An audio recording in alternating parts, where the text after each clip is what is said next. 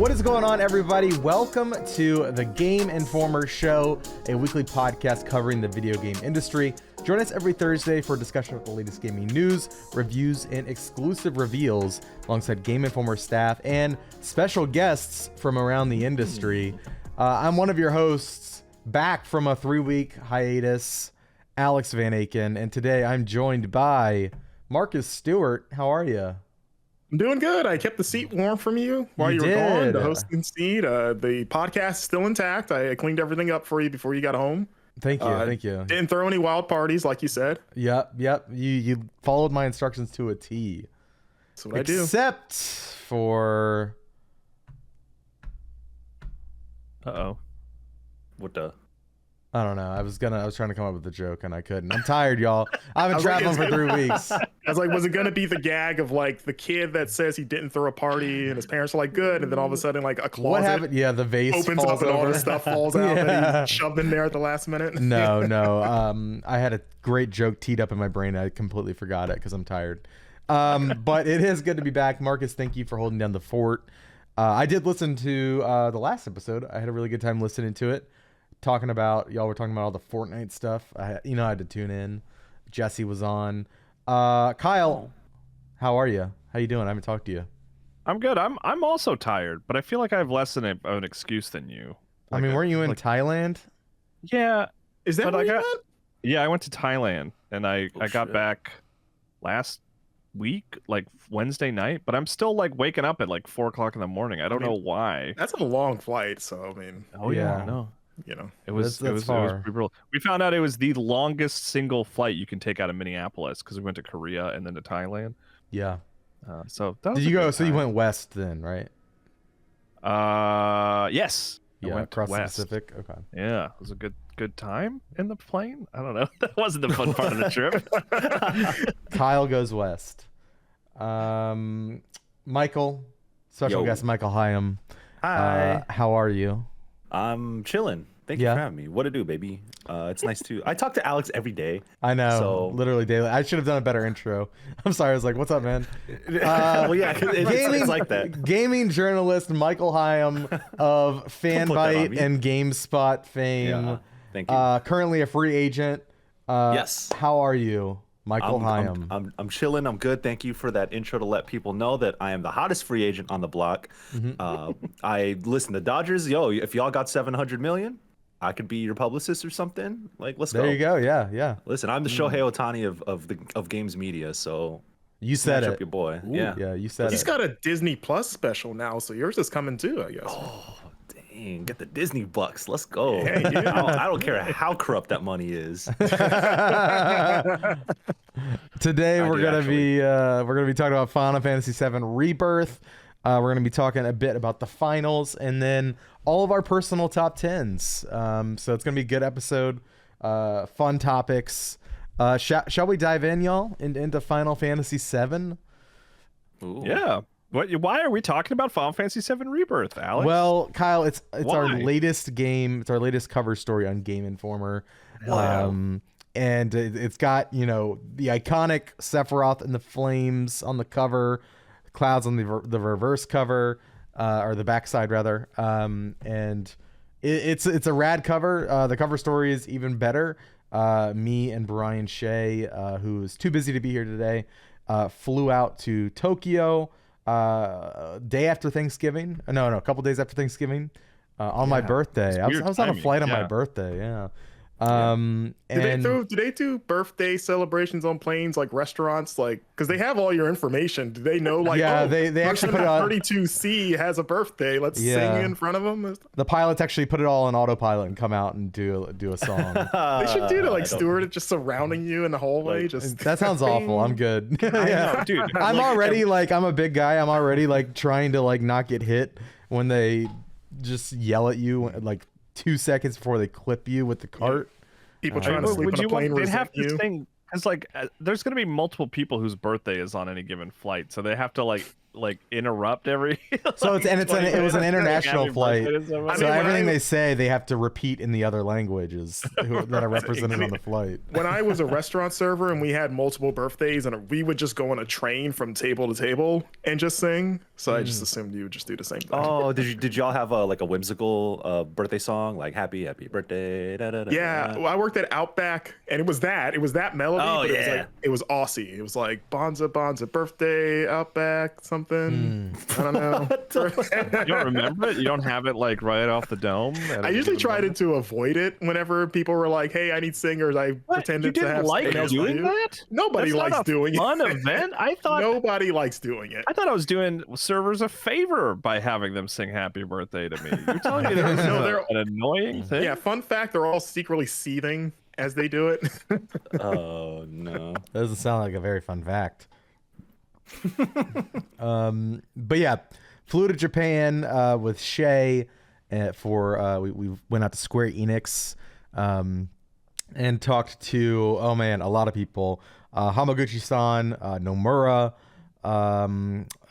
Toriyama, Katase, and Endo, all kind of iconic designers. A lot of big names.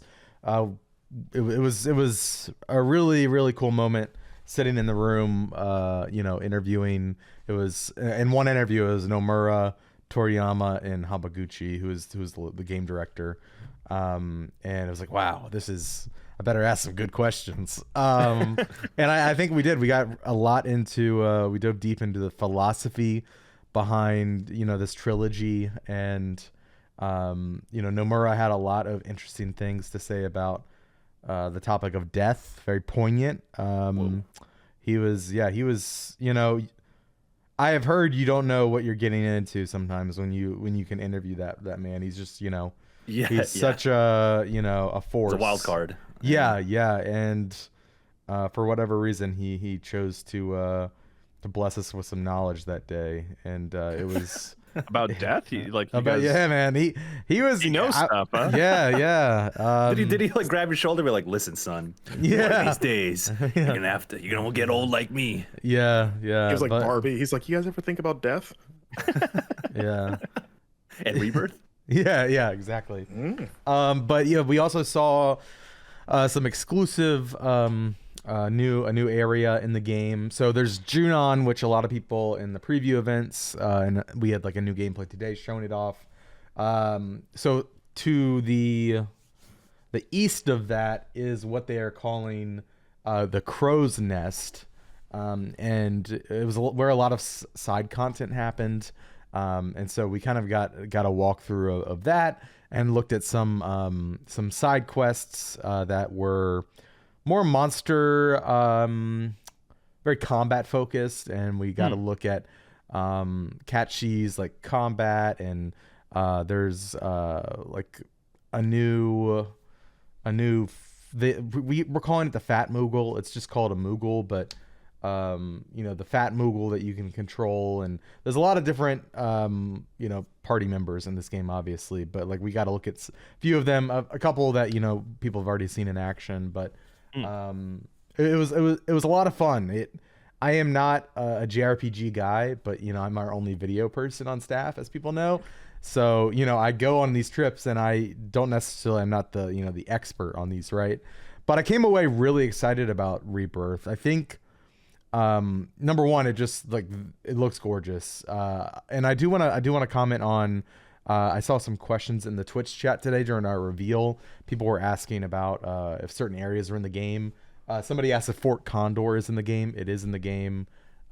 We played pretty much up until that moment in the game, and so we didn't see what happened there. But and we asked, like, is it gonna be faithful to what happens in the original? Like, what's that gonna look like? And it was one of those like, please look forward to it comments. No, sure, yeah. Please be excited, of course. Well, yeah. Can I ask how many whispers of fate did you see? Ooh. None in the area, because we were just doing side content. We didn't see any.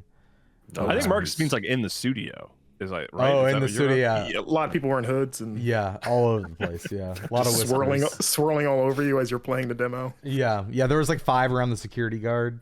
It was a lot. But overall, like that game looks, really, really good. I am very excited for it. I played like 10 hours of Remake and really enjoyed it, and I kind of fell off. I think after coming away from this cover story, I'm like, okay, I've got to play that and finish that over the holidays, so that like it really ignited, I gotta play this. Cool. It looks gorgeous. I think the most interesting stuff was just like, one thing that Hamaguchi told me not during one of our interviews, but like we were just talking afterwards, and he said this is the most confident he's ever been in a game. Oh, that's Okay. interesting. Okay. Yeah, they That's what's up. he thinks people are going to lose their mind at what happens in this game, but he's confident. Like there's a moment in this. He obviously didn't tell me the moment, but he was saying that like when they saw it, everyone was kind of in awe. Whoa. And that's okay. and after he said that, that's when he said, "This is the most confident I'm so confident in this game," is what he told me. I mean, when I talked to them over the summer for that first preview event that you talked about, you referenced before, and when I asked him why it was 2 disc, he had sort of that same, I don't want to call it bravado, but I guess it's like that confidence of like, oh yeah, we needed this to be 2 discs because we had all these amazing ideas, and like we were like, why would we scale back on any of these? Because we would have to if we stuck to a single disc. So that, like the solution was just like, oh no, just put in another disc so we don't have to compromise anything. So it's like we want to blow this out in such a big way. Like it seems like just the idea of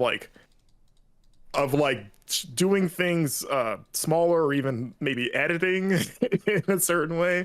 It's kind of like taking a backseat to a bit of like, no, let's just go all out for this second entry. They know their game is fire. That's wild to see or to hear.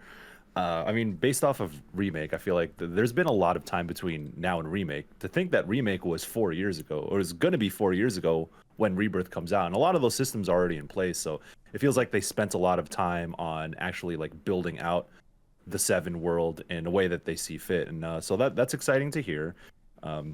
Because I mean, I feel like Remake just has a weird development history, like going back to when it was first revealed on PS3. So now that they're it seems like they're hitting their stride, they're very confident in the direction they're taking it. That's cool to hear. And I mean, all Final Fantasy fans are gonna have something to say about whatever direction they take it in. Everyone had feelings about the ending of Remake, so. And to hear, it sounds like there's like, we're just going to do what we want to do. And, having a lot of that same development team, as they get older, a little bit more matured and understanding of like what the assets they're working with. I'm really happy to see that 7 is getting like this whole new, like basically rebuild of Ava type trilogy. Yeah, absolutely. Did you get to see any? I'm sorry. Did you get to see any Zach stuff at all? Yeah, I was actually pulling that up, notes from that. So we didn't see Zach in action, but they kind of reaffirmed that Zach plays a big role in this game, and specifically, people were surprised to see him at the end of at the end of Remake, but in this game, he is really going to be like a lens through which the player understands the world. And they reference like as significant as the whispers are in Remake, Zach has like an equally very crucial part of the story in Rebirth. Zach's a whisper. I know, right? Yeah, I don't know. Don't say that. Yeah, so they just kept saying Zach is immensely important to this game. Yeah. Did anyone at any point say Zach is back? Well, we do on our cover story, Marcus. So Okay. yeah, so somebody has said that. Yeah. Yeah, and it was just interesting. Like they are really hyping this game up. Toriyama, I've got the cover story up right now, and I remember him saying this. At one point, I interviewed with Toriyama. He says, quote, regarding titles like The Witcher 3, which has that open world role-playing type element, we did some extensive research into these types of titles and looked at it as a baseline in which Rebirth should be a type of title that can stand alongside it and have the type of content that would be satisfying to its players. We heard several people reference Witcher 3 during our rapid fire, which people can view in early January. We asked like what Hamaguchi's favorite non-Square Enix RPG is, and we were kind of expecting him to toe that line of like that PR friendly line of like, well, actually I really do like Square Enix titles, and he just instantly was like Witcher 3. Dang. Yeah, so like they very much know what they like, and they're really talking it up. It's like Final Fantasy is so like this one's like, yeah, Witcher, and then 16 was like, yeah, Game of Thrones. It's like, Yeah. they know their influences and aren't scared to share them. I mean, that makes me excited more for the side content than anything. 'Cause I think when I think of Witcher 3, as much as I love the main narrative, I think the biggest legacy of the game is making side content feel maybe more meaningful than it ever has in any other RPG, of like the writing and just the sort of like consequences from them. So if they tapped into that at all for like making the side content in Rebirth meaningful, that is super exciting. One thing you reminded me, I'm sorry, a lot of it's coming back to me now. So we talked a lot about mini games on our cover trip, but specifically we found out there's a entire collectible competitive card game called Queen's Blood in the game. And Blood. Throughout the entirety of the game, you will be collecting cards and building decks, and we were like, and so I mean it's like Rebirth's Gwent. No, they can't do this. Or their triple triad. Put some respect on I'm sorry. I was gonna say, See, this is why you're on the show. Thank you. I was gonna ask if we have any triple triad people here. Is that the Final Fantasy 9 game? It's in 9, and it's also 14. a big part of 14. Yeah. Okay. There was also the this was a different game, but 8 had a card game. 8, but I forgot what it was called. Yeah. But, that one was. I remember ignoring that in those two games. Yeah. Good decision. Yeah. But yeah, there are like entire storylines around this Queen's Blood game. Ooh. And that had me really excited. I probably asked him too many questions about the card game, but God, it's gonna be Yu-Gi-Oh! Cloud's gonna get into a tournament. Yep. Oh no. I want to see it. They mentioned Chocobo racing. They mentioned just like snowboarding. They did not confirm that. We You asked don't a give lot. that away. You gotta save that one. Yeah, they were like, okay, we gave you Queen's Blood, man. Like, leave us alone. Leave us alone. But I mean, we also saw. And you'll have to tell me. Have you all heard much about the chocobos in this game? Because we did get a look at. There are various chocobos. Like there are rock climbing chocobos that let you scale walls. One of them is kind of like has water jets. Kind of. So There's another that flies. That's in the original game. Okay, yeah. You upgrade the chocobos. Like the red one can climb mountains. Like the blue one, I think, can walk on water. And so that's all happening within, the they're not calling it open world, like the open zone exploration. Yeah. And it was really cool to see the chocobo customization. Like every side NPC we ran into had a chocobo that matched their person. And all of that stuff is like fully customizable. Like you'll unlock outfits and stuff for your chocobo. That was really cool to see. There's a lot of reasons to explore and complete side content. And I think they said 80% of the game is side content, like really meaningful side content, according to them. And yeah, it just looks really good. The combat, I mean, this was my first time seeing the game in action. We went hands-on with the Tokyo Game Show build, and then we were hands-off for separate side content. And we ended up going to I'm trying to find her name. It's a new character. Oh man, give me one sec. I'm speed reading. I see her. So it's like she's totally new, she's not in the original. No, I don't believe so. She's a new character. Oh my gosh, I can't find her name, but essentially, she is going to be a recurring side character, who is pretending to be a merc pretty much, and ends up having to do all of her work. And she kind of is like a podcaster, radio host kind of personality. And so Real you go Mary Jane from Spider-Man 2. Yeah, you go and find her, and she like has you fight off a bunch of monsters, because all of her music is like attracting them. And this is all around like the crow's nest area that I was talking about. And so I got to see like a lot of the side characters. So Red 13, of course, was fighting. Aerith was fighting Cloud, and then it was Catchy and the AI Moogle that Catchy rides. Wait. Square came out and said that his name is Kate Sith, which we all said that it was. Listen. Yeah, that's not how Hamaguchi pronounced it in the rapid fire, though. They sent an official tweet that said we specifically said, how do you pronounce this character? And we held up a photo of Catchy, and he said Catchy. And then the PR people around us were like kind of looking down. They just felt their job getting harder in that moment. Just sent that tweet. What are you doing? I could tell they didn't like us in that moment. I was like, sorry. Hey, did you ask if it's Revenge of the Sheath? Oh no, I didn't. I should have. That's why you should have been there, Marcus. Fly back to Japan. Yeah. But I really liked seeing their various like vengeance mode. Red 13 has that vengeance mode where he fills up like he has a guard mechanic, and the further that he's like successful with that, he builds up this vengeance mode, which increases his speed and attack power. Catchy is like riding. Catchy can fight separately and has a lot of cool little tricks, but then they can ride on top of a Moogle that's like really big, really fat Moogle. And they specifically said they're not calling it Fat Moogle. It's just a Moogle, but I mean, it's fat, pH fat. Yeah, pH fat Moogle. Yeah. He's wearing South Pole. He's got the Sean John on deck. Oh man, it's got a Rockaware hoodie. Yeah.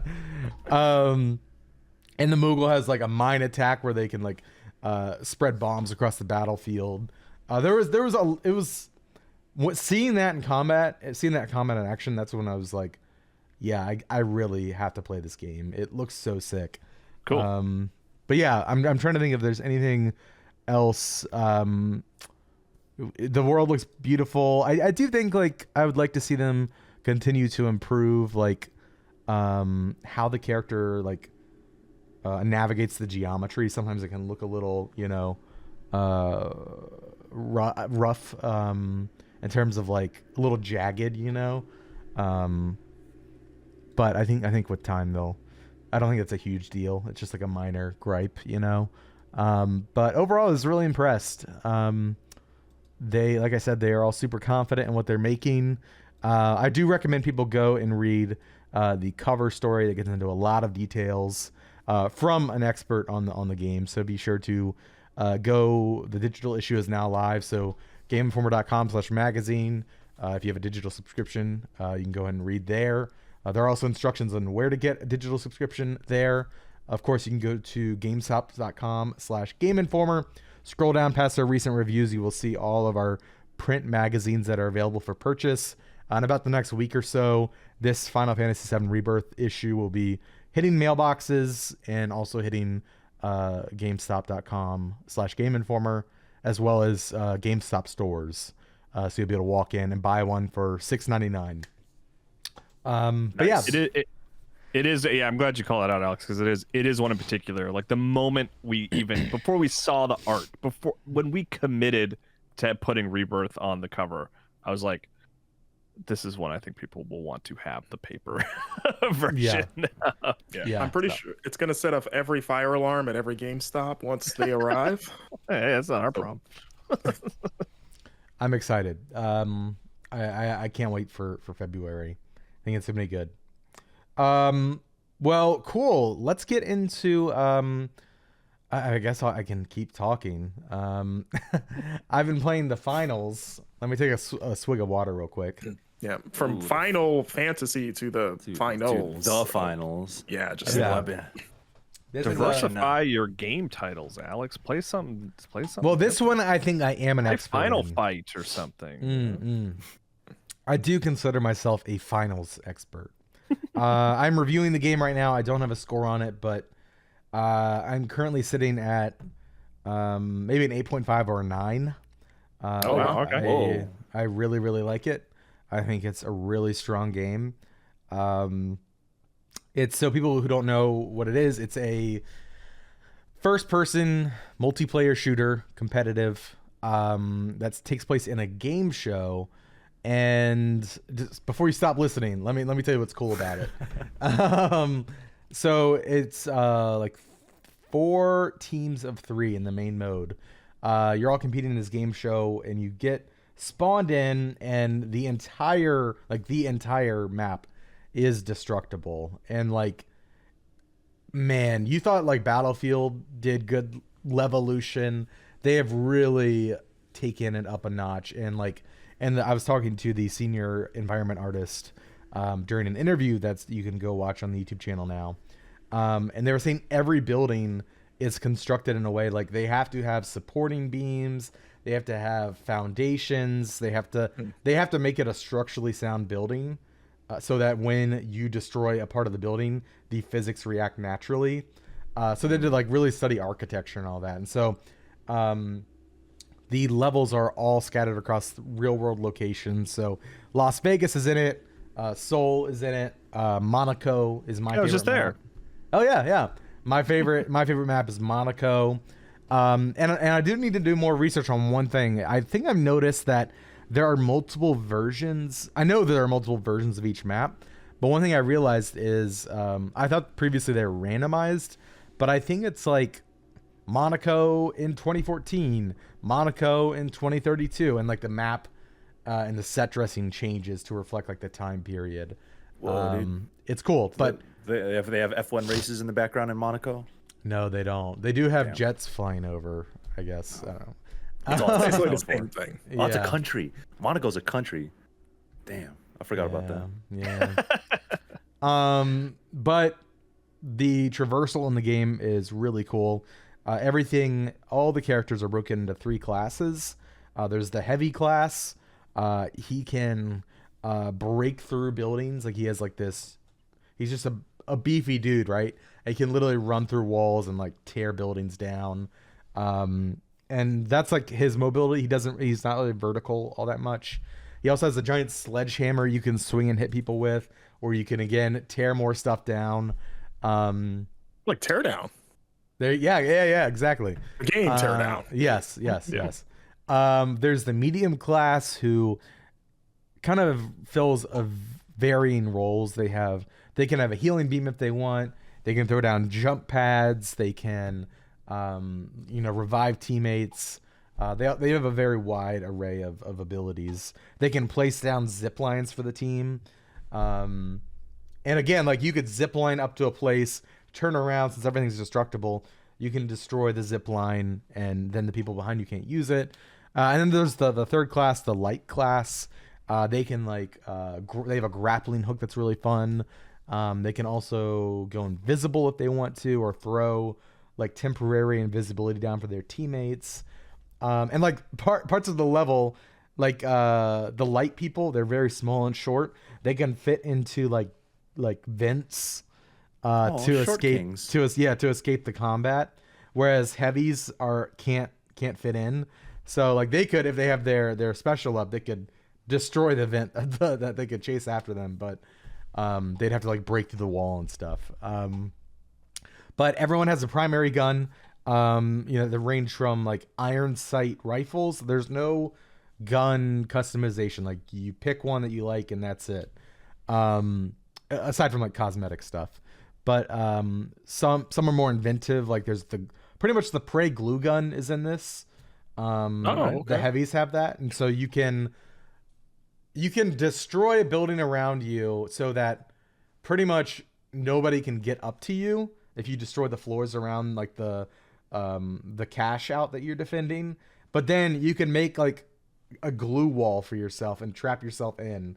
So like people have trouble. There's a lot of systemic play. They were talking about how I was interviewing Gustav as well, and Gustav Tillaby, he's the creative director, and he really wanted this game to be systemic in a lot of ways. He was a big fan of systemic games like immersive sims and that sort of thing. And so like in this game, smoke puts out fire, fire puts out like poison gas gets rid of smoke. There's a lot of like rock, paper, scissors, and all of that plays in with the destructibility and all of the interesting weaponry and stuff. And it's a really awesome, tense game. There are so many like buzzer beater moments in this game because it's all objective based. And the primary objective is you are loading into these maps with these other teams, and then there's a vault that spawns. And you all have to race over and find the vault where it's a random location, usually inside of a building or on top of a tower. And you have to unlock it. And you're kind of like King of the Hill style. Like as it's unlocking, you want to be defending it and stuff. And then once it unlocks, you have to grab it.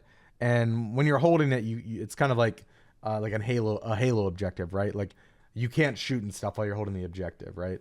And then you have to navigate to a different part of the map to put that in the bank essentially, and the first team to bank 2 times wins. And it's just like it's incredible strategy. Like it feels amazing. I love this game. The more I think about it, the more I'm definitely at least a 9. I think it's like one of the more inventive shooters. It makes a lot of creative choices. Like there are no secondary weapons that you carry. You very much have to be methodical, and like I've got 47 bullets in this gun. I need to make sure I'm reloading at a time that is advantageous to me.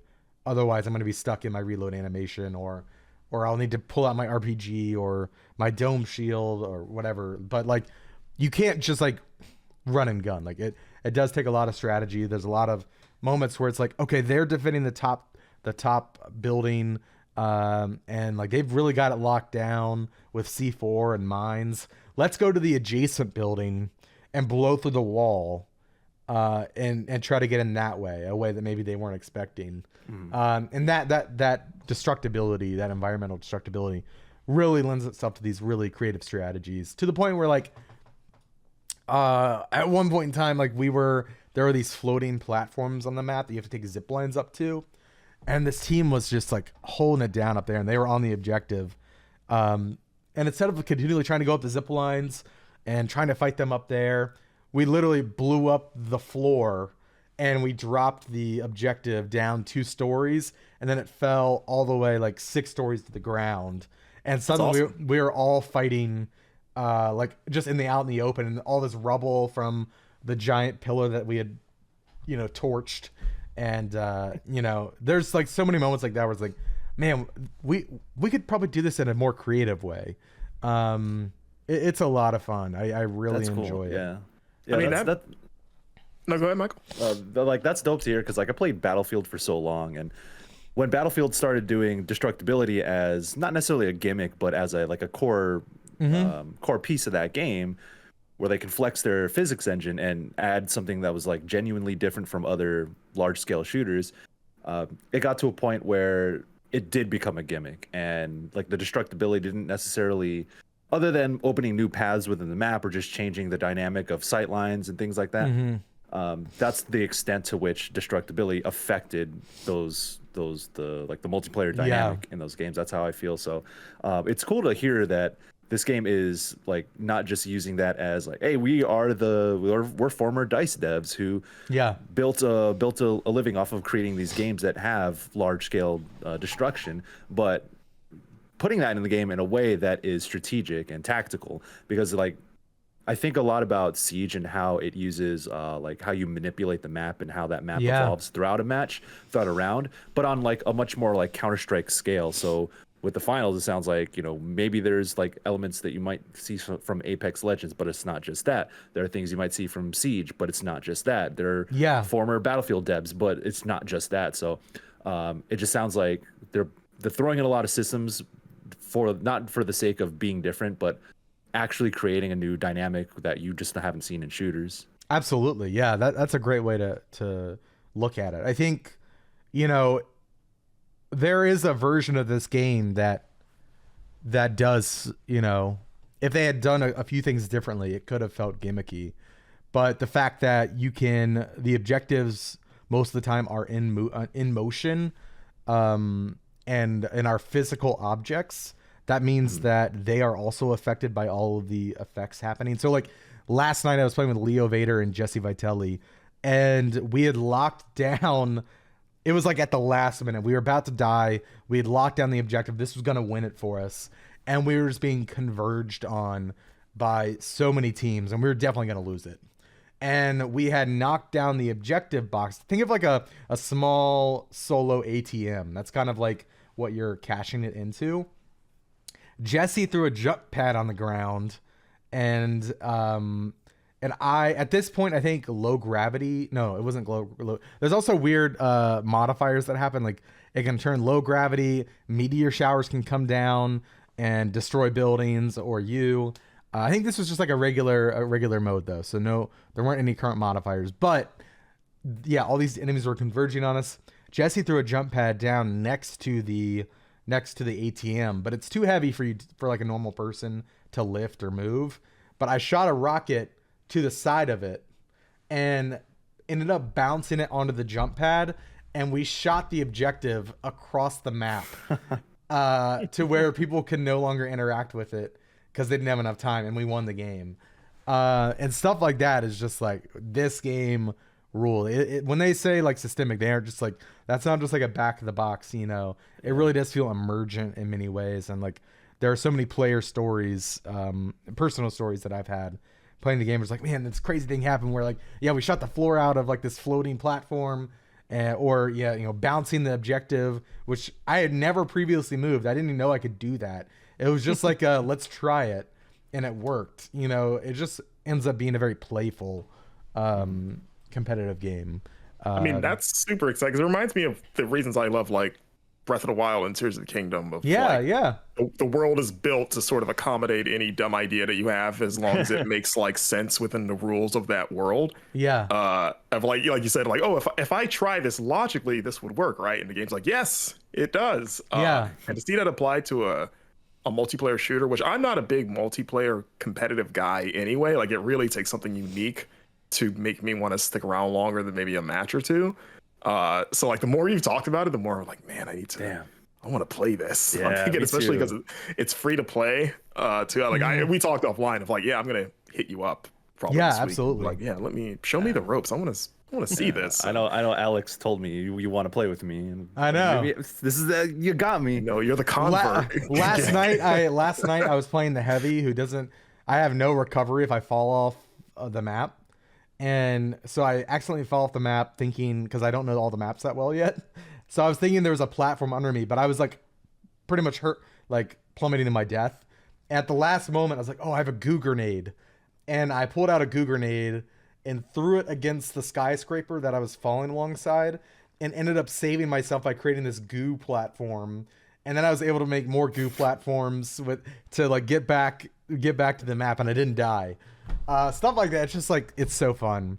I love that. And all the stuff you mentioned before about the modifiers, like the meteor. Like, I love stupid, dumb stuff like that in games. That's why I play Smash with all the items on. Just like, as much silliness as you can pack into a competitive experience, the better, in my opinion. So yeah, I totally agree. Okay. Yeah, you've convinced me, Alex. I'm gonna download it. Is there cross play at all, or does it? Yep. Okay, so it doesn't matter what I download it to. Nope. Okay, cool. Yeah. So yeah, that is the finals. Really excited about that. Look forward to my review. Should be dropping. I think my goal is Friday this week, so day after this podcast goes up. But let's get into I've talked long enough. Let's get into our top 10s, our personal favorites of the year. I think we can probably just roll through our lists individually. I don't know if we need to like bounce back and forth, each doing our number 10, each doing our number 9. I think we just run through it. Michael, you are our guest. Let's start with you. What's your top 10 looking like? Let's see if I can go off the top of the brain. So are we counting from 10 to 1 or Yes. 1? We should do 10 to 1. 10 to 1. Okay, just Oh, wanted to make sure. Before little chaos exciting. ensued. Yeah. I locked in my top 10 a while ago because our voting for GameSpot was fairly early, and then the way we do things, we have a whole process behind it before we announce our top 10 and then our game of the year. So I locked in my top 10 pretty early, and I was like confident in what I like. I'm very my lists tend to be a little bit different. Just because like I identify with certain games very strongly, more so than others. I don't necessarily, my lists aren't necessarily reflective of what's most popular or like what's the big AAA releases, whatever. They're in there for sure, but there are certain things I value in my video games. But yeah, 10 is, let's see if I remember this. Number 10 was Bayonetta Origins, which nice. Yes. yeah, which I reviewed for hit video game website IGN.com. Number 9 was, oh snap, I think number 9 was Like a Dragon Gaiden, The Man Who Erased His Name, who I'm a big Yakuza freak. Yeah. So That is interesting this year because I feel like if you had asked like, I don't know, 8 months ago, like which one you're more excited about, I feel like people would have said Ishin. yeah, Because like it was like, yeah, it's overdue. It's this remake that we never, it's this full game, but like after the fact now, and I'm in that boat too. Like I'm not a big Like a Dragon person, but I played Gaiden. That was kind of my first true step into the really? series. Oh, yeah, snap. I watched my wife play a lot of 7. Hell yeah. But I think it was just so perfect because it was like more bite size, and it was just more like they really like honed it down to like the best parts, and then you could kind of get in and get out. So I ended up really enjoying it and having a good time with it. Yeah, I think it's its brevity definitely helped in some regard. It helped me for sure. Yeah, I'm used to like the 12, 13, 14 chapter Yakuza stories that go on for like 20, 25 hours. This one was like 12 hours, you're done, do some side content, and that's cool. You get a really strong Cry your story eyes of out it. at the end. You have a good time, like Yeah, for sure. Actually, I'm starting to blank. Number 8 was Watch you go. Ishin is the next. Oh no, I got it. Number 8 was, I think that's where I put Tears of the Kingdom. Number 8 was Tears of the Kingdom. Yes. Okay. Then number 7 was Baldur's Gate 3, and I think that's the thing is I respect the hell out of Baldur's Gate 3. It was our game of the year at GameSpot, and I was like, yes, it absolutely should be recognized as game of the year. That was I put all my money on it winning at TGA. Respect the hell out of the game. I just didn't spend enough time with it to connect with it in the same way that everyone else did. So yeah, it's like it's gonna be on my list for sure because I love and respect it. But there's other games that really hit home for me. Yeah. Like such as my number 6. Was that 7? Did I say? Yeah, Baldur's Gate number 7. 6 is Hi-Fi Rush. Hell yeah. Which I reviewed for hit video game website IGN.com. When I played that, because that came out in January, when I played it and reviewed it, I was like, if this game isn't in my top 5, this will be the best year for video games. And it turns out that was kind of the case because it's number 6, just barely edged out number 5, which is Alan Wake 2. And yeah, Alan Wake 2 is definitely, I don't want to say it's like a Yakuza game, but it's it does ride the line between being serious and then having so many comedic moments that I think that game is genuinely funny. It is probably the funniest game. That and Hi-Fi Rush are hilarious, and they do comedy, very different style of comedy, of course, but the way in which they land their style, their sense of humor is so well done. And contrasting that with how horrifying a lot of parts of those games are and how introspective the storytelling is with Alan Wake and Saga, and having that reflective of Sam Lake and Remedy and their journey, connecting it all to the rest of their games. It's just a brilliant piece of video gaming, like from front to back, especially storytelling. Survival horror stuff I was okay with. It wasn't the best part of that game personally, but everything else around it was just absolutely stunning. So that was my number 5. Number 4 was Final Fantasy 16. I think my feelings of 16, honestly, compared to others. It's really weird. My feelings of 16 have really evolved over time. I think I talked to a couple friends about this, but it's like the things that I loved about 16 hit harder now when I reflect on it, and then its flaws are a lot more apparent now when I reflect on it. So it's just kind of and I love that game dearly for what it did right.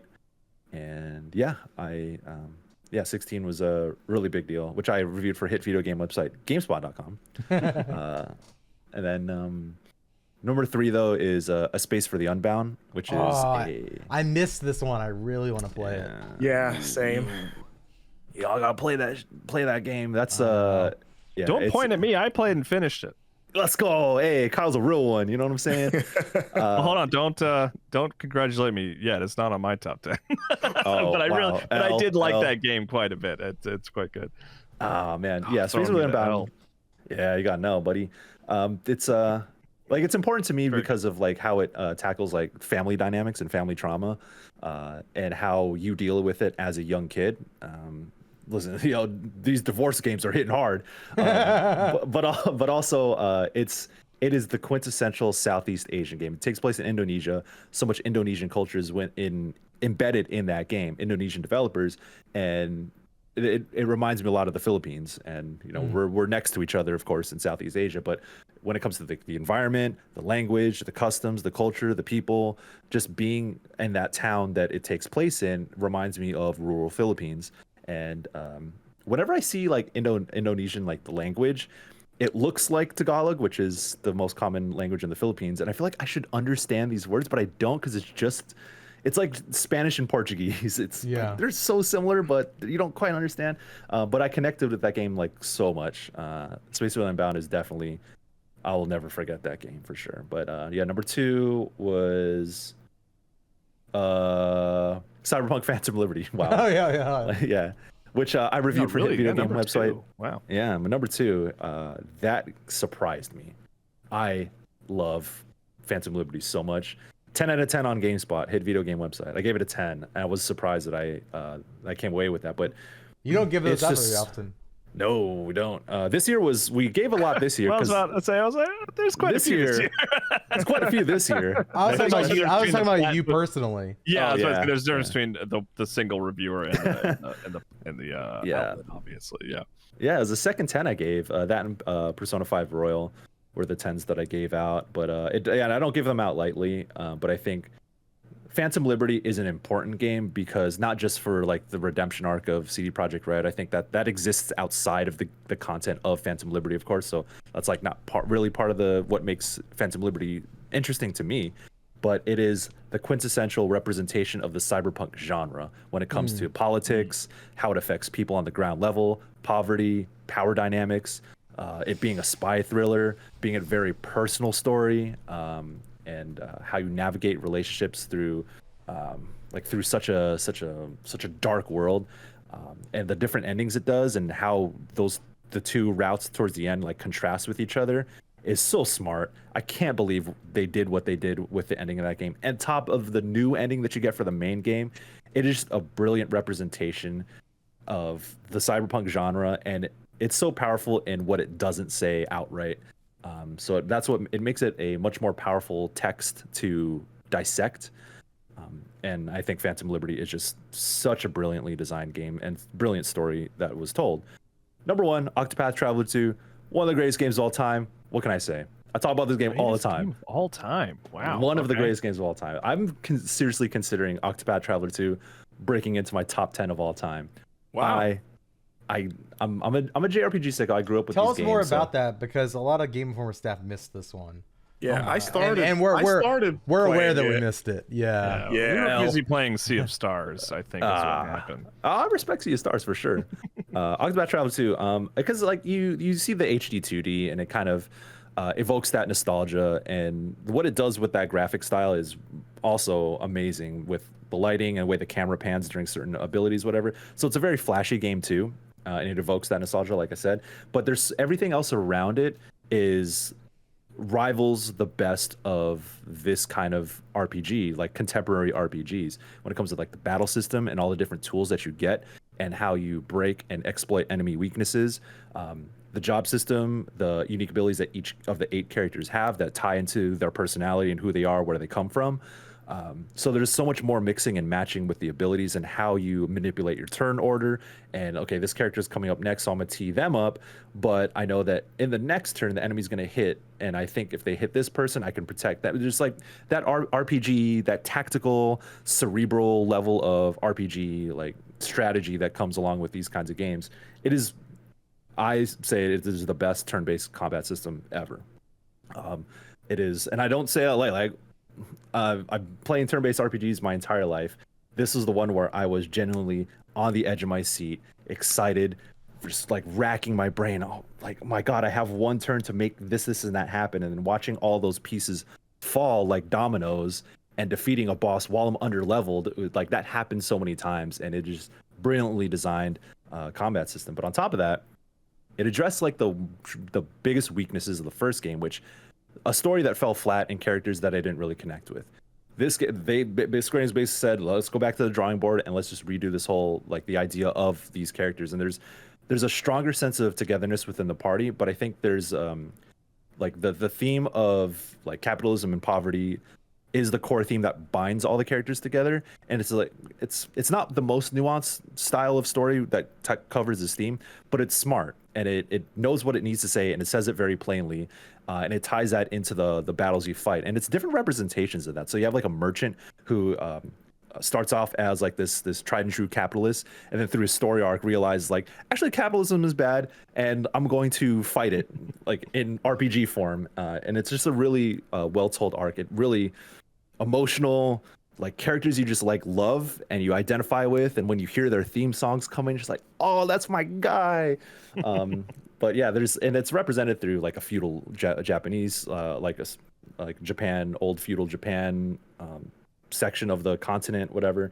And then some girl who wants to become a star, like a star dancer, and just like someone who is a scholar who was affected by the power dynamics of like the university system, whatever. So and the church, like all these different dynamics, but they all tie together with one cohesive theme. But also the soundtrack is like the last thing I want to mention. It is one of the greatest soundtracks of all time, not just because these are amazing songs to listen on their own, but it's how they use the music when they weave character themes into boss battle themes and, you know, leitmotifs, and there's so much storytelling within the music itself. And you like, they don't need to say what's happening, but you hear it like, this is that character's theme tied into the battle theme. This is their moment. They are fighting for everything that has led up to this moment, and that's being told to me through the music.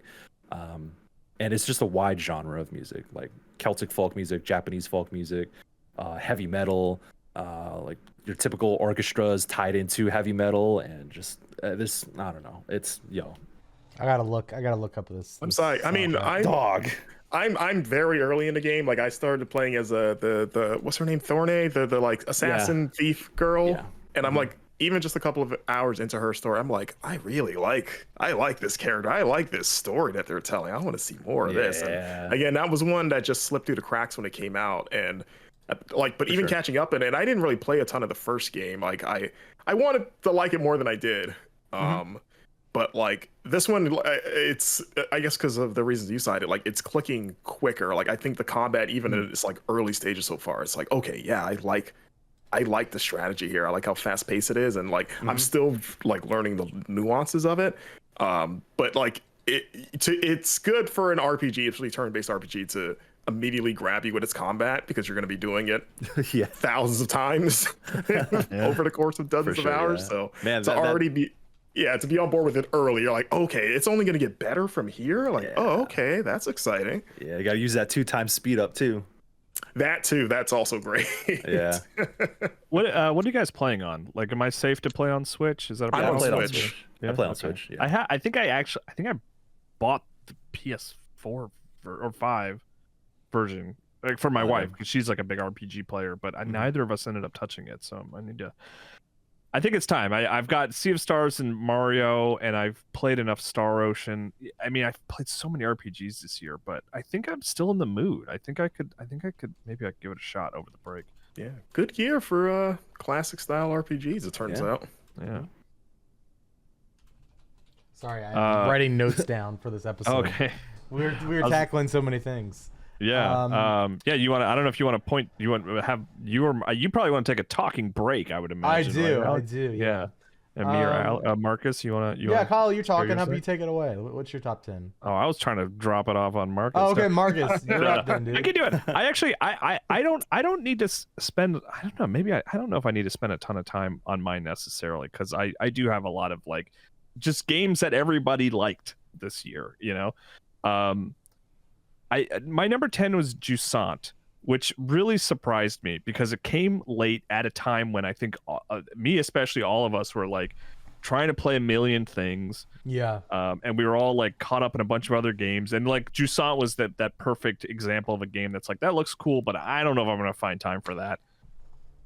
But Marcus, I think it was actually honestly your review that like put me over the edge of like, I'm gonna give this a shot. I'm gonna give this a little time.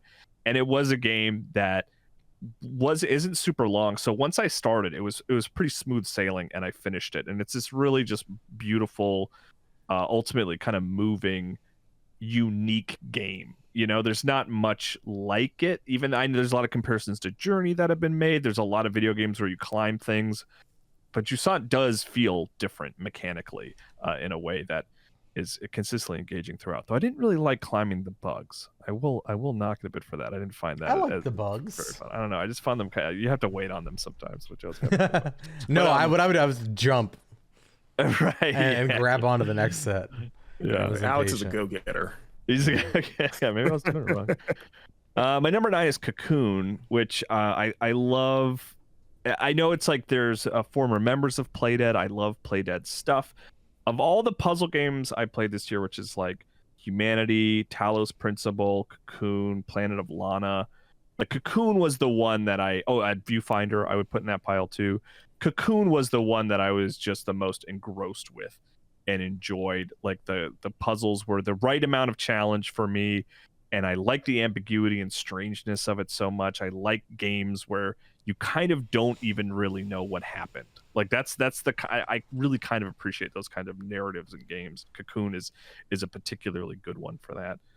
My number 8 is Wolong Fallen Dynasty, which kind of surprised me earlier this year. I was kind of ignoring it, and then I watched a bit of gameplay with Wesley here at Game Informer, and I was like, oh, this is Sekiro. Okay. Like it's so counter focused that I ended up playing it when it came out and finished it. And like the other big Souls game this year was Lies of P, and as much as I've enjoyed Lies of P but haven't finished it, I think Wolong was the one that just clicked with me more. I think I just liked the faster pace of the combat, where Lies of P feels a little more, a little slower, not in like a negative way, but just in the way it's designed. It's just a little bit more methodical and slow, where Wolong is a little bit more get in there and stab someone and get out. Yeah. Which is more just my speed. Even if I kind of liked Lies of P's style a little more. But yeah, good game. Number 7 for me is Chia, which is just a beautiful. I'm not even like I am a person who plays video games and really likes a goal. I'm not a person who plays games and just sort of chills in that world. But Chia was one that really actually was maybe among the first times I've ever really done that, where I'm just hanging out in a world and having a good time and just exploring without a specific goal, and like turning into animals and doing different things like that. And then when I did want to pursue goals, I actually quite enjoyed the story and how strange it was and how dark it was, and the music is so good and the art direction is so good. And it's just such a solid game that Chia I really enjoyed. 6 for me, Dead Space, the Dead Space remake. Admittedly, I really love Dead Space. I love that world.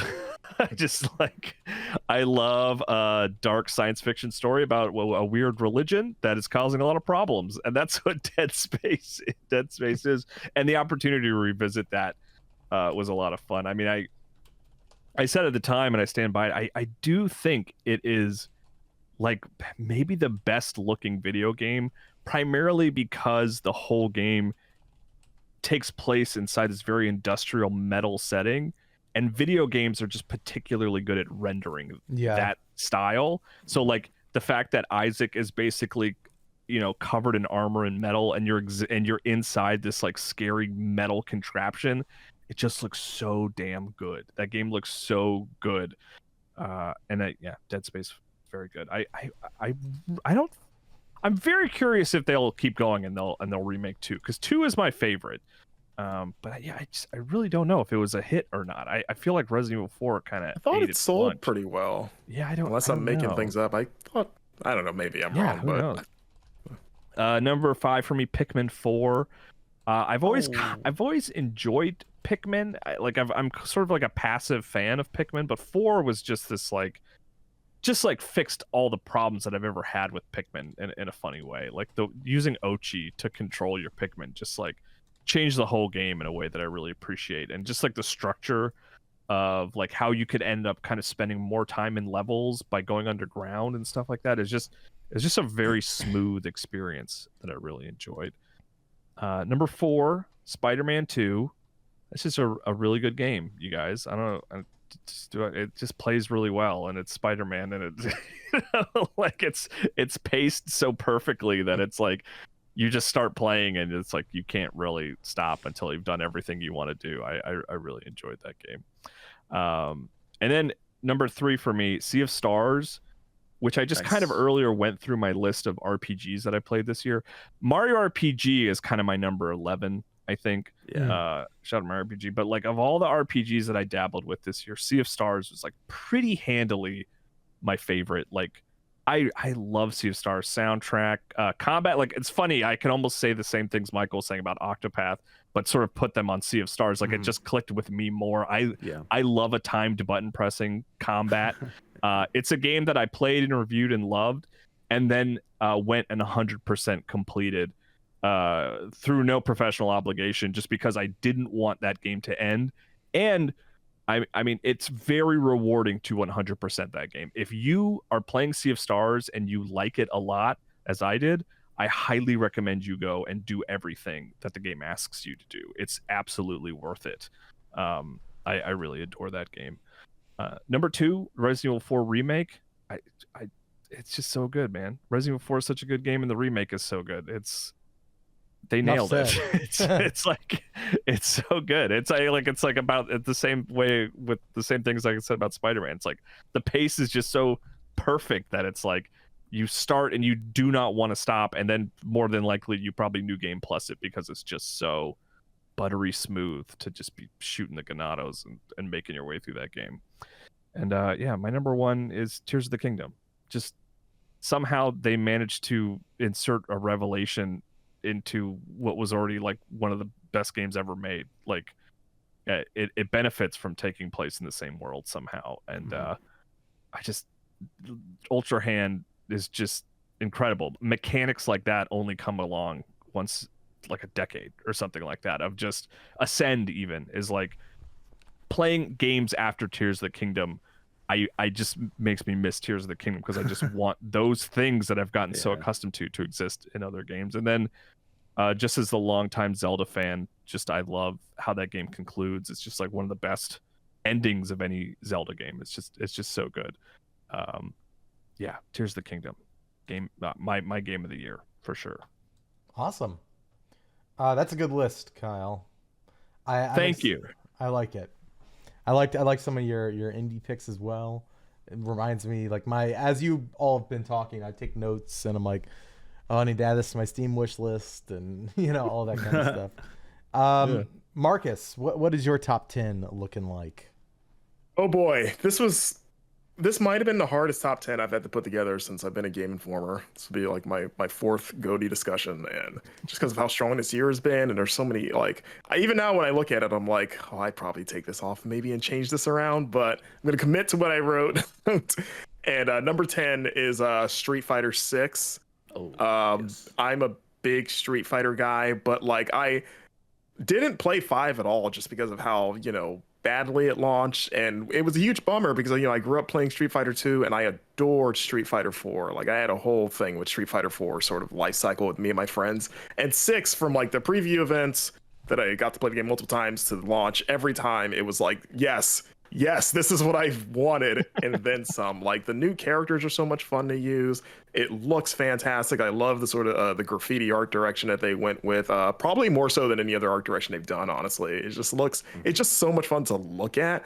And then that world tour mode is better than it maybe has any right to be. It is so surprisingly fleshed out and is so delightfully just stupid that it's just fun to run around in there. And it helped that I made my character John Wick, which just gave me an extra just dose of humor to everything. But just the online stuff, like getting to play with friends and colleagues, it just brought back that memories of just like having a good group of friends over and just taking turns seeing who was better and all that stuff. It's a great game. It's they overcorrected almost on Street Fighter V. Yeah. in a big way. So shout out to Capcom. My number 9 is Hi-Fi Rush. Yeah, let's go.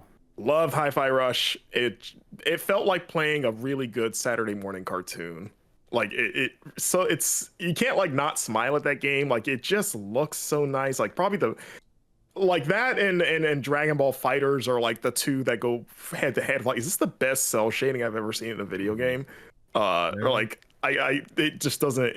It just looks so clean and just colorful and nice, and just the rhythm music mechanic combined with stylish action is one of those ideas where you're almost just like, how has no one thought of this? Because it's so ingenious, but it makes perfect sense because there's always been a rhythmic element to games like Devil May Cry or Bayonetta. And for like Tango and Tango of all people too, I don't think you would peg as the developer to sort of like crack that code.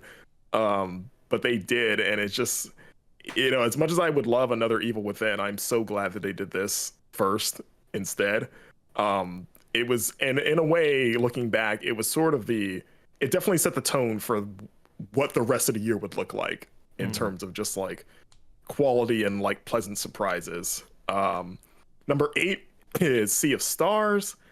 Kind of echoing a lot of what Kyle said, but I'll add that maybe the thing that stands out most for me for Sea of Stars, like I think this is the best playing JRPG, even though it's not a JRPG, but like JRPG style game I've ever played, just in terms of like navigation. Like they make moving around that world, which is something that's often not emphasized in these kinds of RPGs. You're on a world map and you just go from point A to point B, and then maybe you fight in a random encounter along the way. But they make like adding platforming elements and climbing and having your weapons use as traversal, like the little hook shot you get. You can just like, oh, I don't have to walk over it. I'll just shoot it to the rock wall and it zips me over, and now I'm on the ladder. And like things like that, where it's like I'm having as much fun just getting around, and it's not a headache, and it's not the vegetables to get to the dessert of combat that it is in a lot of RPGs. And like I said, on top of like the combat system being so much fun, and just from the time button presses to the strategy of like trying to line up the vulnerabilities that are over each enemy's heads, of like, okay, like I can't just attack down the line. I have to attack in a certain order if I want to maximize, and then the reward of like, oh, they can't attack now because I cleared all their little symbols. Like, it's so gratifying. And then the writing and the storytelling. Like, I'm a huge fan of The Messenger, and to see a lot of that kind of like funny tongue-in-cheek writing carry over here with a really cool story. It's impressive. It's a great game, and Sea of Stars, it gets me excited talking about it. But, 100% it, Marcus? Did you do everything? I'm still playing it. That's the wild thing. I'm pretty far in it, but I'm still going through it. But I probably will wind up doing that. And they got that DLC that they announced too, which is exciting. Right. Yeah. No, I'll play that. Number 7. Yeah, 7. Star Wars Jedi Survivor. I liked Jedi Fallen Order despite its roughness, and obviously this game had a bit of a rough launch too. But this is one of those sort of sequels where like, oh yeah, they fixed everything about the other one. Like this is just, they took an already like really strong foundation and they did their Assassin's Creed 2 of like making it just the best version of itself. Like the combat, the story, the characters who, a lot of them I was already like on board for, but they're like more interesting in this game. I think the set pieces in this game are amazing, including one in particular. I won't spoil, but there's one earlier one that is just like, you're like, oh my God, I can't believe that just happened. Holy Jesus. And also, there's sometimes in games where they can do one relatively small thing really well that carries the rest of the game. And this game's version of that is that cantina that you keep going back to. Like in the home planet, you go to the cantina and there's just this crew of just interesting characters that you can talk to all the time, and they change throughout the story. Like they'll have new things to say, and they each have their own sort of backstories and like very small character arcs. And it was such a delight to go in there every time. It's like, I'm gonna go talk to the robot bartender guy and see what he has to say about what just happened. And maybe it's just the performances and just the way they're written, but I was like, I really like everyone in here. Like, I wish I could just hang out with these guys. You know, like this is my crew. These are my people. Yeah, the cantina was awesome. A big highlight. Yeah. So like just having that to look forward to after doing like a super cool mission where you just like tore apart like 50,000 stormtroopers was sort of like the icing on top of that. So yeah. That game rules. Number 6 is Bayonetta Origins, Cereza, and the Lost let's Demon. go. I don't think more than any other game that I played this year, I feel like I've been the biggest cheerleader for this game of trying to tell people like, no, it's really good. It's really good. And you don't need to like Bayonetta or to know anything about Bayonetta to play it. Like you can go in completely fresh and it is okay.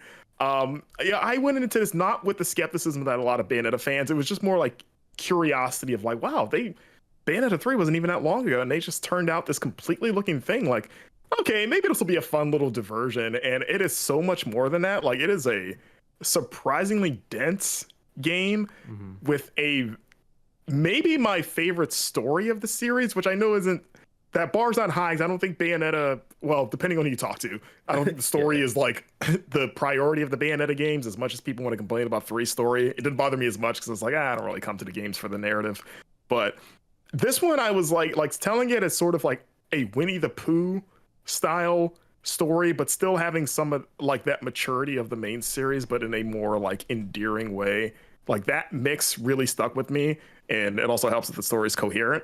But but the performances are great. I think the narrator steals the performances. Oh, some of the best voice performances of the year for sure. Yeah, like whoever voiced Cereza, just shout out to her because you just like feel for her as just like this young girl that's sort of trying to prove herself and having a hard time with that. But the narrator was like the MVP, like the kind old lady. Like it really like awakened that old dormant like satisfaction of being read like a nice bedtime story with just her performance. And then also how she also voices Cheshire, but it's like she's not voicing Cheshire, she's doing like an impression of what Cheshire probably sounds like, and that just makes it even more like cute in a way.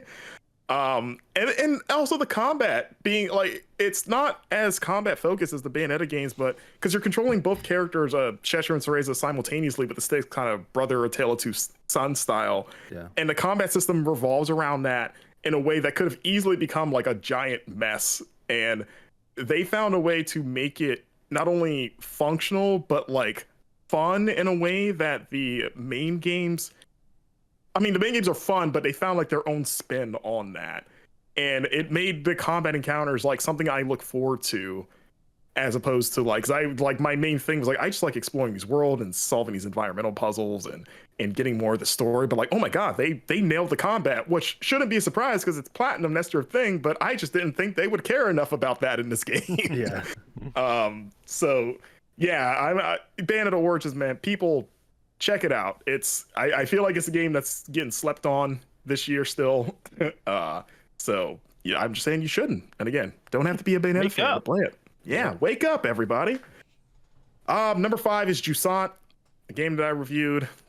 And that was funny. I knew this game was special when I played like a demo of it for a preview that I did, and I was so enamored with it that I actually went to Brian, our reviews editor, and was like, hey, when this comes out, let me review it. Like, I don't think we were planning to check it out, and I was like, let me do this. And I'm glad that I did because it's great. It's got a very singular focus, and that's to its benefit. It executes its climbing mechanics better than any other game I've ever played where climbing was an option. It's one of those mechanics kind of like Ultra Hand and stuff in Zelda where it's like, I hope other games take note of this and we see this again. Like, it would be sad if this was like a one and done, even if it's Don't Nod, never, who made it, only doing this one time. But you know, it's a digestible experience. It's one of the best looking games of the year, in my opinion, just art direction wise. The music's great. And even though I think it benefits from its short runtime, there was a part of me that's like, man, I kind of wish there was like another mountain to climb, because I just love the climbing puzzles and like that sense of like it's you versus the game, and you have like very minimal tools of how you're going to traverse this this weird path, but it's also all that you need, and it's just about like how do you use it in a smart way. So yeah, Jusant. Number 4, and this is, as I mentioned before, this is like a hindsight thing, like kind of like you, Michael. We had to do our list a little earlier just by virtue of being a print magazine with a longer lead time. Yeah. But my 4 is Baldur's Gate 3, which would, if I was writing this list today, would probably be a spot or two higher. But because I've played more of it since then. Yeah. But I love this game. I loved it when I said it was number 4, and I haven't finished it yet, but I played enough, and I'm a D&D fan, so that helps. Yeah. But you know, this is the first time I'd ever played a D&D game. Like, I haven't played Divinity or really many CRPGs in general.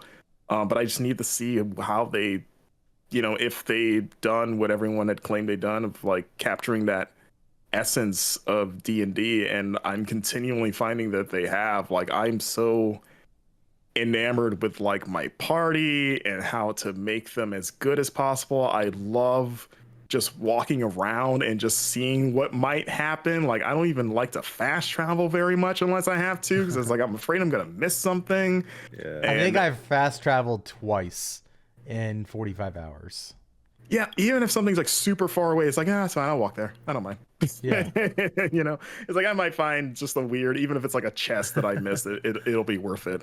And it gives you an excuse to hang out with your crew, if nothing else. But like, you know, again, I haven't finished it, so I don't know how it wraps up. But I think just the scale of it and the ambition, how the game just accounts for so much, and it lets me put on my D&D's like thinking cap, and it translates mostly over to this. I think it's commendable, and it's reminding me of the same sort of like epiphany I had when I was playing The Witcher 3 years and years ago when that came out, and being like, oh yeah, this is like every RPG is going to be judged by this now. Like, this is the new benchmark. I'm getting that same thing of like, whatever big RPG I play after this is going to almost feel lesser through no fault of its own.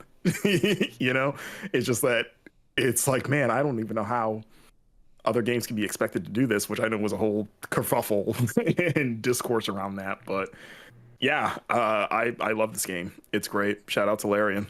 My number 3 is Resident Evil 4. It's a remake of one of my favorite games ever, and they did it. Like, that was the first work trip that Alex and I went on this year. Like, the first week of January was the Resident Evil 4 cover trip in Osaka. And I remember when we played that game, which I think we were the first people outside of Capcom to play it.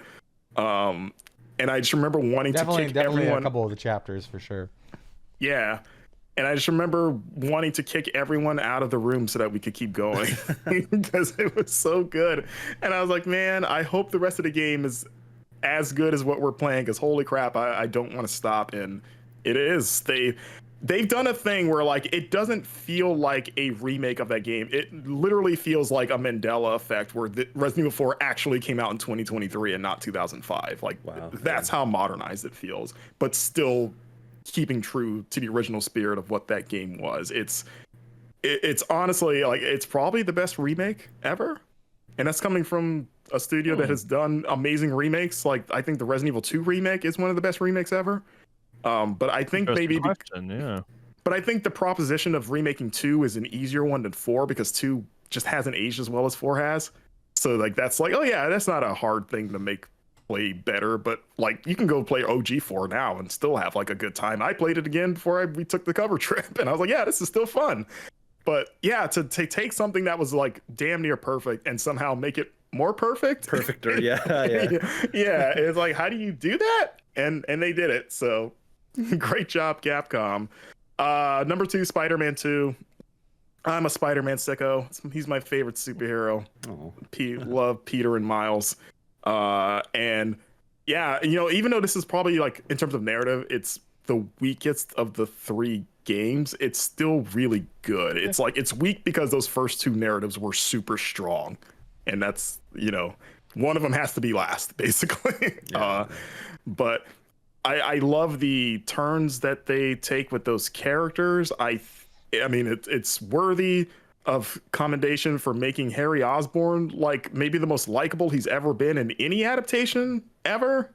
Like, he's a very hard character to get right for some reason. The web swinging and the glide, it's probably the best traversal ever in a video game. Like, it just feels so good to just get from point A to point B. Another game I never really want the fast travel in, even though the fast travel is a technical marvel in this game. Yeah. But like, they make you not want to do it. And like, from the combat to just the more interesting side missions and then the Venom stuff, it's I love it. It's just everything I want from like a Spider-Man open world game. And who cares if they're still in New York? It's where Spider-Man lives. So I just do not get that discourse. Sure, yeah. It's like, where else is he supposed to go? He's a New York superhero. Gotta go to the BX. Go to the Bronx. Yeah, like he's just in LA for some reason. I don't know. And then number 1 is Zelda. I love Tears of the Kingdom. Yeah. I loved Breath of the Wild. I love Zelda. And I don't know if I can articulate what I love about it as well as Kyle just did. But I mean, it's a lot of the same things of like a game that already rewarded me for thinking creatively and thinking outside the box, and then adding another mechanic that opened that up even more with Ultra Hand. There's like, I just love making dumb stuff, and not even a guy that loves building things in games necessarily, but they make it so easy to do, to where it's like, why wouldn't you do it? And then just tinkering with stupid, dumb vehicles that like should crash and burn. Like, you feel like the Wright brothers every hour in that game of like, I'm gonna slap some sticks on some fabric and then theoretically it flies, and then it flies and you go like, oh my god, it happened. That's how you feel every time you do anything in this game. And I think that the cool plane that I made should be hanging at the ceiling of the Air and Space Museum in DC. Just glued together. Yeah, just see green goo sticking out. And also shout out to the story stuff. I probably care less about Zelda's story than maybe other fans. Like, I really don't care about the timeline. It's all ridiculous to me anyway. But from the Master Sword moment, which I think this is hands down the best Master Sword sequence in any Zelda game, and then like Kyle mentioned the ending, they got me a few times where I was like, I'm genuinely emotional about this cutscene that I'm watching, and I like that. So yeah, Zelda, there we go. So yeah, that's my top 10. Awesome. I'll go through mine real quick. Mine is also going. I've wrote up my top 10 for a website that I don't know if they've announced that they're doing their like guest top 10s yet, so I'm not gonna say it. Oh yeah, okay, I know. But I'll share it on Twitter and stuff. So I'm gonna do a little quicker, but if you want to read my full thoughts, I'll be sure to share it on Twitter and places like that. But my number 10 is Final Fantasy 16. Ralph Ineson and Ben Starr have incredible performances in that game. I have not finished that game, but I made it to like the proper halfway point where like you see like the first full arc in all its glory, and it just really was incredible. The combat, the way that you adopt new abilities, and the way that Square maps all of that to controllers. It's just so fun. There's almost like an abundance, an embarrassment of riches with the powers in that game. Like, it's like I almost wish I had more slots because I'm still picking and choosing which ones I want to use. But that's a good problem to have, I think. I mean, I wish I had more Goaty slots because 16 is my 11. Okay, yeah. I had a really good time with that game. Shout out to Masayoshi Soken, who composed that soundtrack while battling and beating cancer. Great soundtrack, great game. My number 9 is Coral Island. Yeah, so I love life sims, and it's been a while since I've played particularly a farming sim, and not really since Animal Crossing have I have I really dug into one. And I kind of missed the Stardew Valley wave when it first hit as well. So like when Coral Island hit 1.0 in November, I really dove in. It's practically Stardew Valley to a fault, but I think like it doesn't push like that genre forward in like a huge way. But it really understands the fundamentals of the genre and provides like all of the boxes that you would want to be checked while playing a 3D farming game. And it does so in like a very cozy, whimsical 3D style. That's really a joy to, despite the fact that it feels familiar in a lot of ways because of like its 3D, really, really well done 3D art.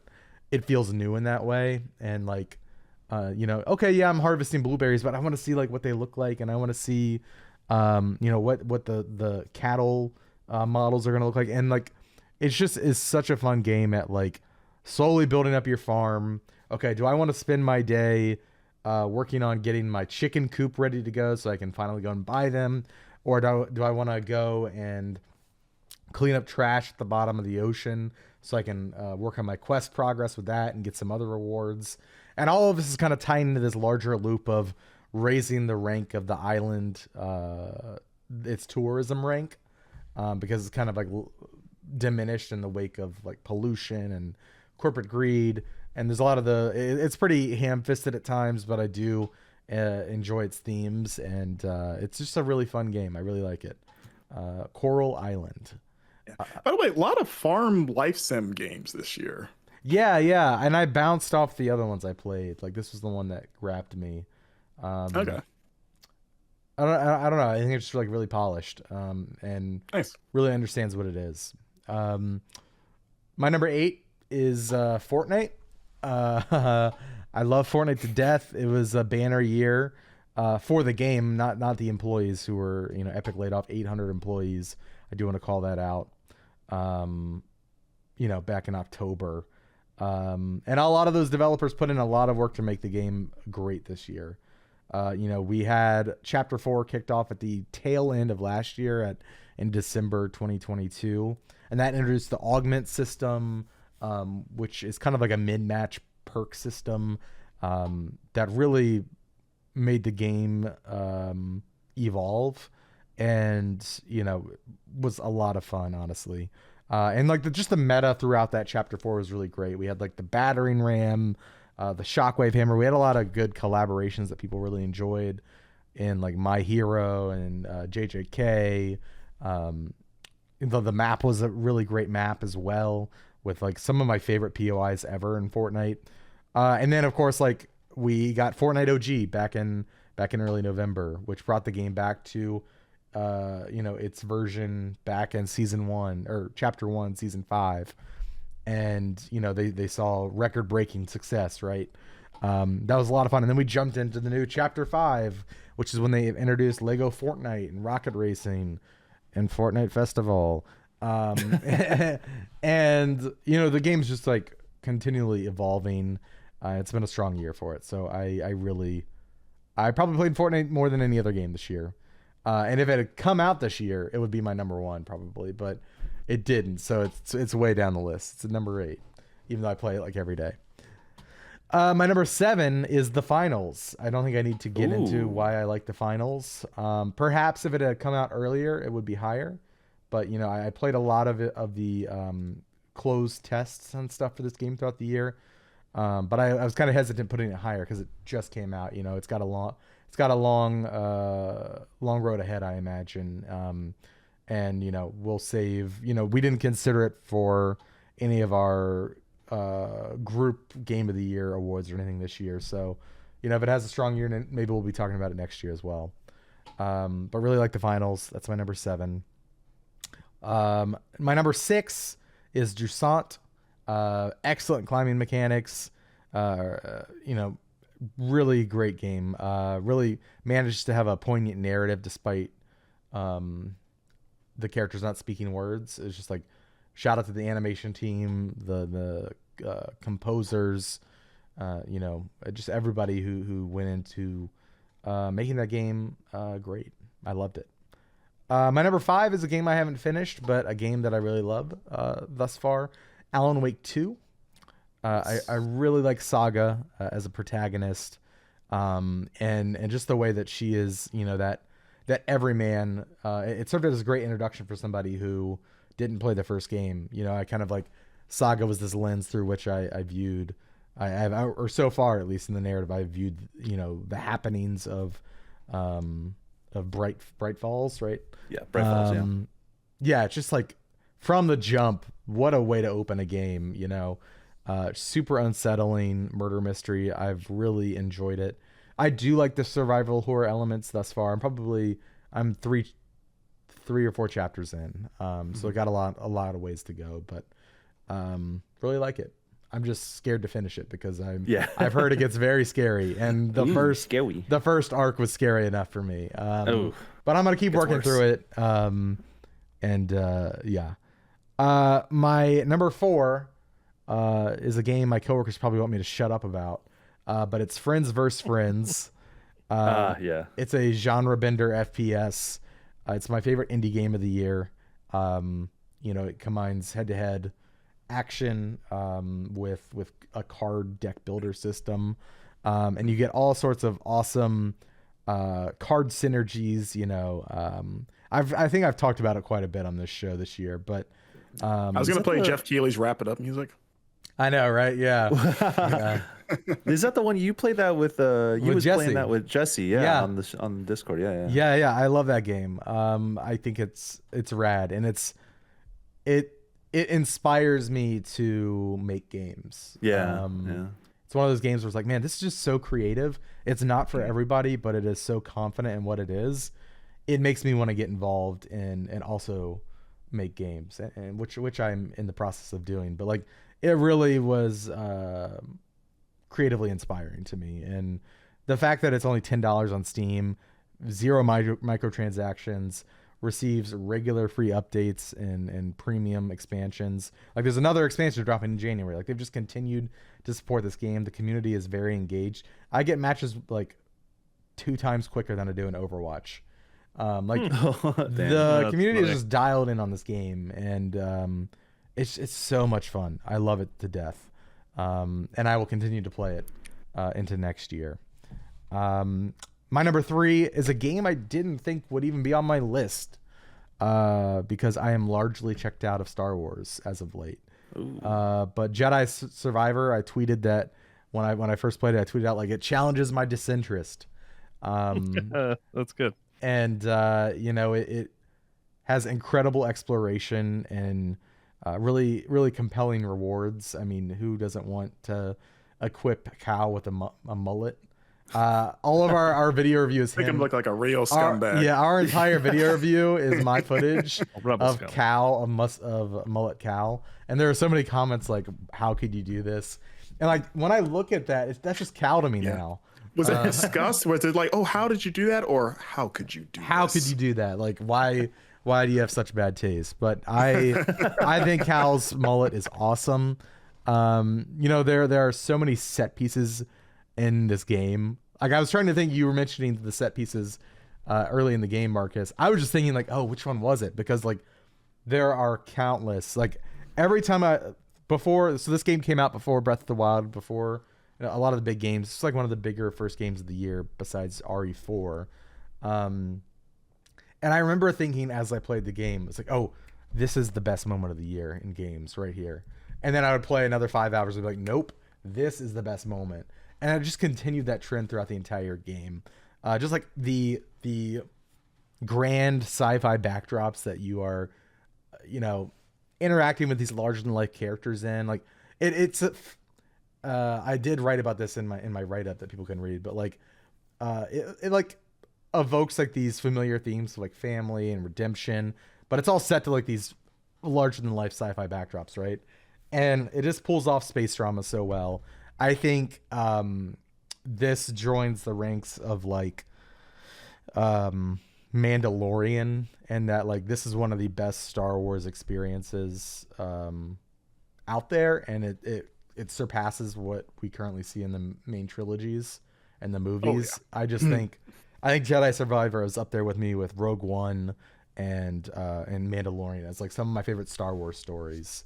It just takes you to so many places, and I think it's really well done. And I must have lucked out. I didn't have hardly any performance issues when this game came out.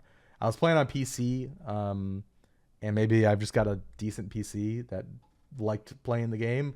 But I remember like reading people having issues. I didn't have any. But maybe that's why it's higher on my list than it is for others. I really adored this game. And again, came out of left field. Did not expect to like it because I am very checked out on Star Wars and Marvel and a lot of Disney stuff. But yeah, that's my number 3. My number 2 is Tears of the Kingdom. It somehow surpasses the as Kyle mentioned, like it was a revelation.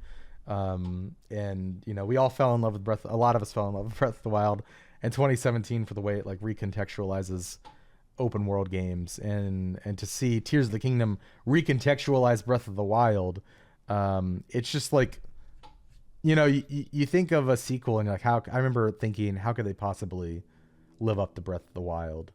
And they did it. I think the story is really the mystery that you're trying to uncover throughout the main story, and the scattered, vignettes through the tiers are really compelling. Ultra Hand, we've talked about it to death today. Ultra Hand is just incredible. I love Tears of the Kingdom. It's amazing. It's a triumph of game design, for sure. But that leaves my number 1, which is Baldur's Gate 3. Yes. You mentioned The Witcher 3, or I think Higham or Mark. One of you mentioned The Witcher 3 earlier. Oh, no. Wasn't me. Somebody on this call mentioned The Witcher 3. Don't claim responsibility. It was Marcus. And yeah, I think it evokes. I haven't felt a game like evoke this strong of like a sense of place since The Witcher 3 for me personally. Like it, in a lot of ways reminds me of like optimism and curiosity that I felt when like playing WoW for the first time, or even like specifically like fantasy, like reading and watching Harry Potter as a kid. It fills me with a lot of those same emotions as I felt then. And it's nice to have that, considering like one of those things I no longer enjoy.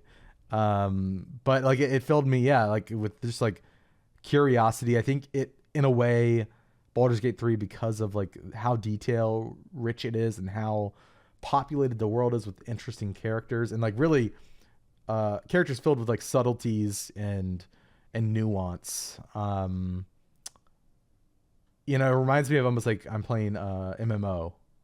Like the characters are just so feel so alive, and the world does too. And it fills me with a lot of that same awe that I feel when I see people running around Azeroth, right? It's like, oh, where did they get that?